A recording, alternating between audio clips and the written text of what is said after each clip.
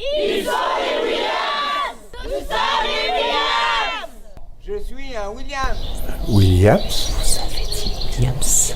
Le syndrome de Williams, c'est ceux qui sont des enfants qui sont handicapés. C'est une maladie génétique. Le syndrome de Williams, comme tous les syndromes, est un ensemble de symptômes.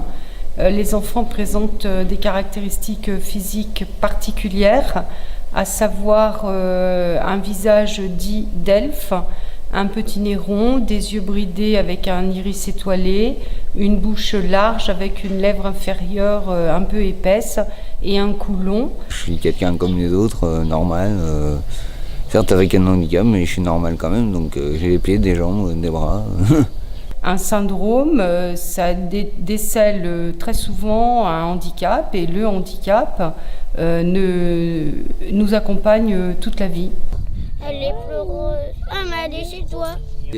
L'échec scolaire, c'était moyen. Il est donc nécessaire, quand on constate chez les enfants ce genre de symptômes, de faire un diagnostic, et en particulier un diagnostic génétique, c'est-à-dire une recherche sur le chromosome 7. Essayer de trouver des médicaments pour nous aider à mieux vivre la vie quotidienne, elle n'est pas facile. Sur le chromosome 7, il y a ce qu'on appelle une délétion chromosomique, c'est-à-dire une branche du chromosome 7 qui est absente. Le plus gros de la recherche a été fait lorsqu'en 1993, on a découvert d'où venait le syndrome de Williams, c'est-à-dire la délétion du chromosome 7. Aujourd'hui, on ne sait pas réparer les chromosomes. La recherche avance, mais pour le moment, il n'y a rien de concret qui soit spécifique à notre syndrome. Je leur dis que c'est une maladie génétique, que c'est pas de la faute de moi ni de mes parents, que je suis née avec cette maladie. Alors l'association Williams-Rhône-Alpes existe depuis plus de 20 ans. Et, par exemple, les petites, enfin en taille, les petites, elle fait plus enfant qu'elle devrait être à son âge. Le but de l'association est d'accompagner, de soutenir les familles, tant sur le plan médical, sur le plan juridique, pour la recherche. Elle parle beaucoup. Ça, c'est vrai. Nous soutenons la recherche via le conseil scientifique de la Fédération française. Elle est souvent à l'hôpital. Par exemple, nous avons déjà financé pour plus de 26 000 € de projets de recherche. Et cette année, nous avons alloué un budget de 15 000 €. Que les lits sont faits. Donc vos camarades vont arriver. Les jolies colonies de vacances. L'association régionale organise chaque année une colonie, la première quinzaine du mois d'août, pour les adultes Williams. Le but, c'est de rassembler tous les Williams de France, puisque ça ne reste pas que pour la région Rhône-Alpes. Merci papa, merci maman. Qu'est-ce que tu veux faire plus tard? Infirmière. Aider des gens qui sont blessés. Le coût de ces colonies spécialisées est important, donc le rôle de l'association est d'aider les familles.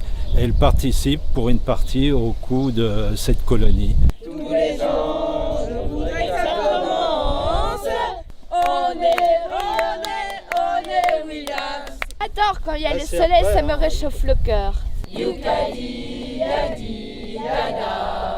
C'est compliqué pour nous de vivre comme ça, parce qu'on a souvent des rendez-vous médicaux, on est souvent très fatigué et qu'on essaye de vivre comme ça, mais c'est pas facile tous les jours. Alors c'est 80%, c'est le 80% invalidité, en fait, ça reconnaît un taux de handicap. Alors ce 80%, il est très important quand on est au-dessus de 80% parce qu'il y a un effet domino et il va appeler tout un ensemble de mesures collatérales qui sont importantes. De la danse classique et du théâtre pro. Ça m'aide à oublier tout ce qui m'arrive. Il est très important, effectivement, quand le handicap est présent, de pouvoir le faire reconnaître à travers ce 80% invalidité. Qu'est-ce que je veux faire plus tard? Je vais devenir assistante de l'architecte du paysage. C'est que chaque MDPH a sa propre jurisprudence, sa propre façon de faire, et malheureusement, il y a une certaine inégalité de traitement, on s'en rend bien compte, entre les départements. C'est compliqué de trouver du travail quand on est Williams?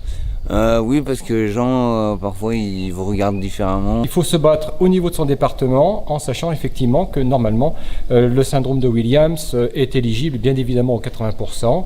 Nous sommes allés nous-mêmes faire une démarche auprès du ministère pour essayer de faire admettre le syndrome de Williams comme un handicap permanent.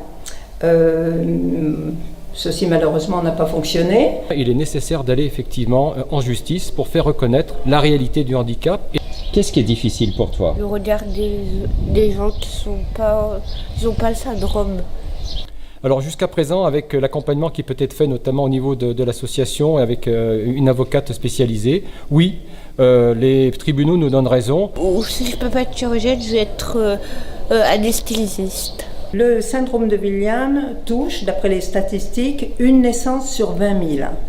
Compte tenu de la population française, on est en droit de se dire que ça touche en France environ 3 000 personnes. Certaines sociétés n'aiment pas les gens handicapés. Donc ça aussi, on aimerait bien trouver aussi des gens qui acceptent les gens handicapés comme nous. On peut considérer 30 à 40 000 en Europe. La vie familiale n'est pas facile tous les jours non plus parce qu'on est obligé de faire une sieste ou de se reposer.